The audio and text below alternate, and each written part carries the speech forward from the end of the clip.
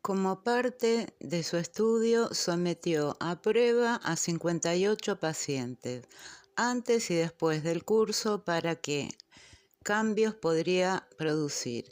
El test, que recibe el nombre Experimental Work, consiste de 400 preguntas, formuladas para medir la percepción que una persona tiene de la realidad.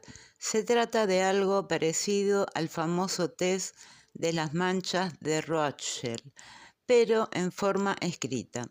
La diferencia entre los resultados obtenidos y después del curso fue impresionante. 36 pacientes mostraron una mejoría sorprendente en su percepción de la realidad. 21 permanecieron prácticamente igual y uno mostró un descenso. La persona cuyo resultado mostró un descenso era un individuo católico, esquizofrénico, de 29 años, quien por primera vez en su vida dejó de tomar medicamentos y empezó a salir con chicas. Desde ese punto de vista clínico, observó el doctor, tenía más energía emocional y una perspectiva más optimista. Después del entrenamiento, no obstante, el hecho de empezar a salir con chicas le provocó un conflicto y él volvió a dar muestras de alteraciones. 2 semanas después del curso, no requirió hospitalización. Desde luego, todos los pacientes habían estado en psicoterapia, algunos de ellos durante 1 año o más, cosa que brindó al doctor una oportunidad excelente para observar cuáles eran los cambios clínicos reales que habían tenido lugar después del curso. Aquí tenemos algunos descubrimientos. Un paciente esquizofrénico de 30 años de edad había creído a lo largo de una época anterior en su vida que había recibido órdenes enviadas en forma telepática de asesinar a alguien. Por fortuna, jamás logró encontrar a la persona adecuada. Durante las sesiones de terapia que siguieron al curso, logró autoanalizar sus alucinaciones por primera vez. Su energía emocional mejoró mucho y adquirió una perspectiva más optimista de la vida. Al poco tiempo regresó a la escuela para obtener un título. Su capacidad para hacerlo así estaba directamente relacionada con el hecho de haber tomado el curso, explica el doctor.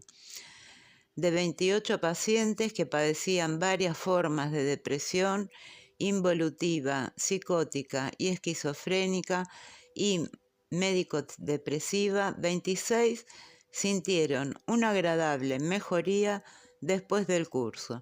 Los otros 2 que informaron que se sentían deprimidos no solamente lograron mejores resultados en el cuestionario, sino que, al igual que los demás, lograron hacer frente a problemas que habían sido incapaces de enfrentar con anterioridad.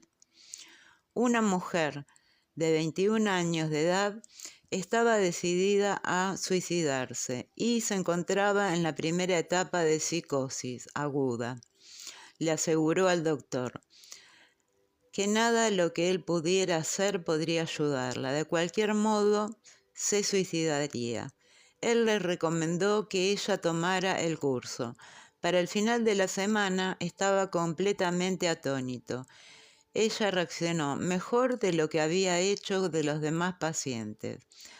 Fue una de las remisiones más increíbles que yo jamás había observado. Ella encontró una nueva tranquilidad, se volvió más racional y sus pensamientos dejaron de recorrer cambiando rápidamente en distintas direcciones. Otra cosa que resulta igualmente importante, se libró de su carga de pesimismo. En un informe clínico, los doctores dicen, la hospitalización y las elevadas dosis de medicamentos no podrían haberla tranquilizado en esa forma. Ella repitió el curso desde semanas más tarde y una vez más se produjo una mejoría. Los cambios fueron increíbles. Se mostró más capaz para cooperar en su terapia a lo largo de los siguientes 6 meses. Un año más tarde, el doctor la encontró totalmente recuperada de su aguda enfermedad. Desde luego, la psicosis con desórdenes mentales severos, las neurosis son mucho menos severas desde los 189 pacientes que tomaron el curso de control mental. 114 padecían tan solo neurosis. También se beneficiaron todos ellos.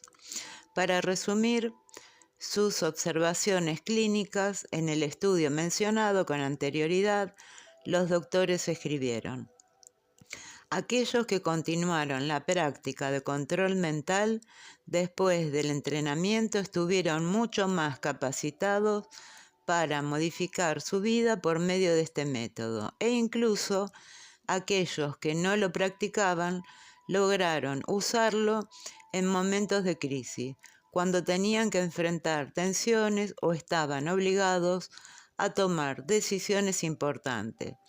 Para todos pareció ser una experiencia de expansión mental, una revelación de que ellos podían usar su mente de otras maneras. El entusiasmo del grupo se acrecentó hacia el final del curso y la mayor parte de las personas experimentó una energía emocional más intensa. El grupo de pacientes alterados también manifestó un cambio impresionante desde el punto de vista clínico. Únicamente la persona mencionada, el individuo de 29 años que empezó a salir con esa chica, se mostró más alterado, y los demás por lo menos derivaron algún beneficio del entrenamiento. Muchas personas con interés apagado, respuesta emocional ligera o nula, mostraron entusiasmo hacia algo por primera vez.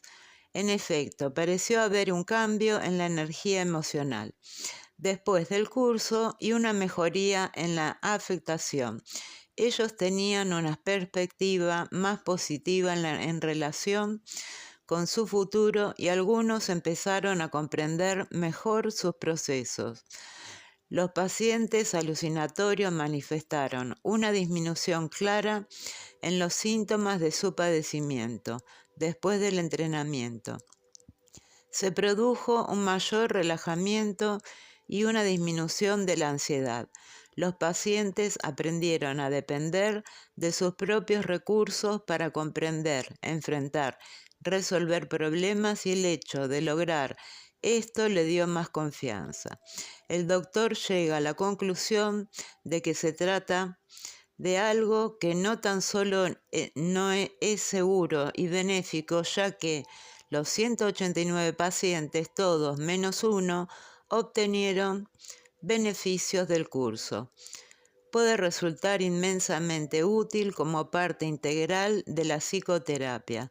Hoy día él hace casi todos sus pacientes tomen el curso. Algunos de ellos abrevian la duración de su terapia hasta en 2 años con las técnicas de control mental. Él dice que una de estas técnicas, el control de los sueños, bien puede venir a ser un adelanto importante en la psiquiatría. Constituye un medio rápido y confiable para comprender y resolver problemas. El doctor conoce el análisis y no ve conflicto alguno entre la manera en la que los freudianos interpretaron sueños espontáneos y la forma en que los graduados de control mental interpretan los sueños programados. El deseo que tenemos en el sueño freudiano se convierte en el deseo de tener respuesta, explica y advierte. Es necesario asegurarnos de que el deseo de un sueño inconsciente no haya reemplazado el deseo consciente de tener respuesta. Una paciente a la que el doctor había estado tratando durante algún tiempo, llamó para comunicarle que estaba a punto de internarse en un hospital a causa de unos dolores en el pecho y el estómago. Él le dijo que en lugar de esto quería que acudiera a un hospital psiquiátrico. La llamada no le sorprendió en absoluto. Durante algún tiempo él había visto que esto se avecinaba. La condición mental de la mujer había estado empeorando. En el hospital psiquiátrico, el doctor le dijo que programara un sueño que diera respuesta a 4 preguntas. ¿Cuál era el problema? ¿En dónde se encuentra? ¿Qué lo ocasionó? ¿Cómo me puedo hacer de él? Esto es lo que ella soñó. Ella, su esposo y sus 3 hijos viajaban en automóvil por un camino sinuoso. Empezó a nevar en el automóvil, se salió de la carretera. No pasó mucho tiempo antes de que el coche estuviera cubierto con nieve. Su esposo le dijo que apagara el motor y después 8 o 10 personas procedentes de la ciudad acudieron al lugar para desenterrarlos. Cuando salieron del automóvil, sus 3 hijos habían desaparecido. Adelante, muy cerca de donde hallaban el camino, llegaba el fin. Había otro camino que se dirigía a la derecha y que entrocaba en un ángulo recto con otro camino, mismo que a su vez conducía a otro camino más, una supercarretera que también era un ángulo recto. Al escuchar el relato del sueño de su paciente, el doctor tuvo la sospecha de que ella estaba describiendo el sistema intestinal y le pidió que dibujara un mapa, el camino sinuoso. Ella lo hizo y en efecto el camino seguía con toda precisión el curso del sistema intestinal del ser humano, con exactitud absoluta en sus proporciones. Lo que es más, por medio de un examen médico posterior, se encontró una obstrucción en un punto que correspondía exactamente con el lugar en que el automóvil se había salido del camino, el sitio en el que el intestino delgado se une al intestino grueso. En otras palabras, el sueño de que esta mujer había tenido, ella no sabía casi nada de anatomía, había abandonado sus estudios en la secundaria y señalaba con toda precisión el lugar de la obstrucción que ella padecía en un segmento de 1 pulgada en el sistema intestinal humano, que tiene una longitud de 20 pies.